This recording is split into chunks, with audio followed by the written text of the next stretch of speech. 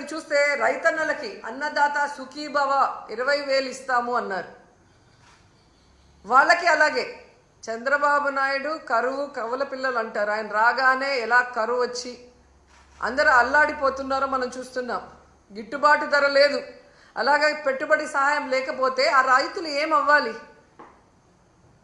కనీసం గవర్నర్ గారి ప్రసంగంలో రైతు భరోసా ఇస్తాము అన్న భరోసా కూడా ఇవ్వకుండా చేశారు అంటే రైతన్నలు ఏ విధంగా మోసం చేస్తున్నారో మనం కళ్ళారా చూస్తున్నాం.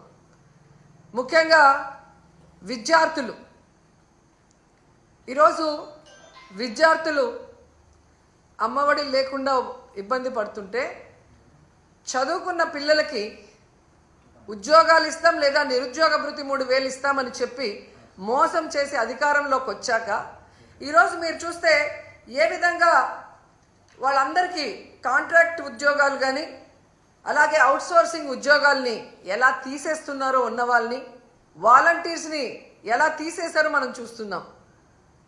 ఉద్యోగం ఇస్తా లేదా నిరుద్యోగ భృతి ఇస్తామన్న పెద్ద మనుషులు ఉద్యోగాలు ఇవ్వలేదు, నిరుద్యోగ భృతి ఇవ్వలేదు. 9 నెలలు అవుతున్నా కానీ ఆల్రెడీ ఉన్న అవుట్సోర్సింగ్ ఎంప్లాయీస్ని అలాగే కాంట్రాక్ట్ ఎంప్లాయీస్ని వాలంటీర్స్ని లక్షలాది మందిని తీసేసి వాళ్ళ కడుపు ఎలా కొట్టారో ఈరోజు అందరూ కూడా గమనించాలని కూడా ఈ సందర్భంగా తెలియజేసుకుంటున్నాను.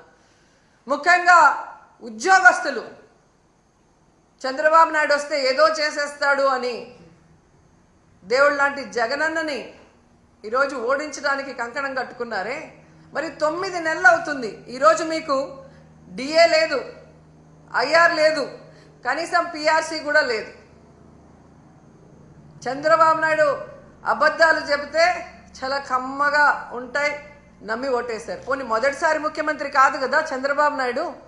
గతంలో 3 సార్లు ముఖ్యమంత్రిగా చేసినప్పుడే ఇచ్చిన వాగ్దానం ఏ రోజు నెరవేర్చడు, అన్ని వర్గాల వారిని ఎలా అవమానించి మోసం చేస్తాడో తెలిసి కూడా మళ్ళీ ఆయన్ని నమ్మి ఓటేసిన మిమ్మల్ని చూస్తే నాకు జాలేస్తుందని కూడా ఈ సందర్భంగా తెలియజేసుకుంటున్నాను. ఎందుకంటే ఏదైనా చేయగలిగితే అది జగనన్న చేస్తాడు, జగనన్న చేయలేకపోతే ఏ ముఖ్యమంత్రి చేయలేడు అని అనేక ప్రెస్ మీట్లో నేను చెప్పడం జరిగింది.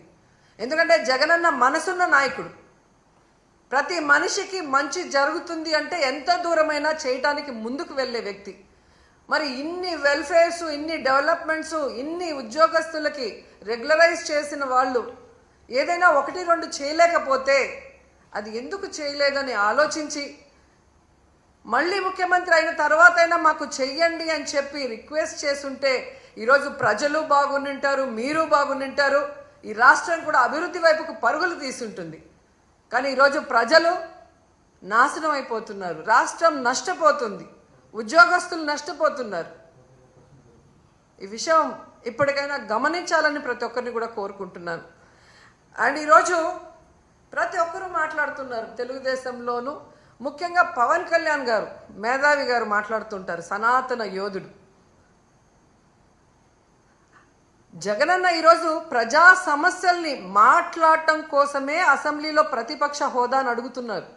ఎందుకంటే ఒక ప్రతిపక్ష హోదా ఉన్నప్పుడు ఇంత సమయం అని ప్రతిపక్ష పార్టీకి కేటాయిస్తారు కాబట్టి ఈ రాష్ట్రంలో ఉన్న ప్రజల కష్టాల్ని, వాళ్ళు ఏదైతే ఎదురు చూస్తున్నారో వాటిని ప్రభుత్వం దృష్టికి తీసుకురావటం కోసం ఈరోజు అన్న అడుగుతూ ఉంటే వంకర టింకర్గా మాట్లాడతాడు పవన్ కళ్యాణ్ గారు. ఎక్కడో జర్మనీ అంటాడు, రష్యా అల్లుడు కదా, పక్కన జర్మనీ గురించి ఆయనకి బాగా తెలిసి ఉంటుంది. కానీ ఆంధ్రప్రదేశ్లో ఏం జరుగుతుందో ఆయనకు తెలియకపోవడం మాకు బాధాకరం.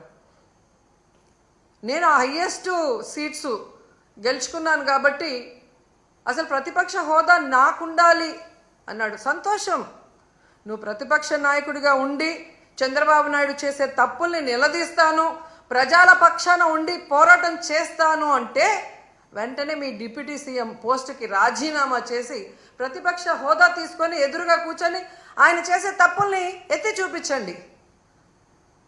ఆ పని మీరు చేయలేరు కదా. చంద్రబాబు నాయుడికి కష్టం అంటే డైవర్షన్ పాలిటిక్స్ చేస్తారు, చంద్రబాబు నాయుడు గారికి కష్టం అంటే రోడ్డు మీద పడుకుంటారు.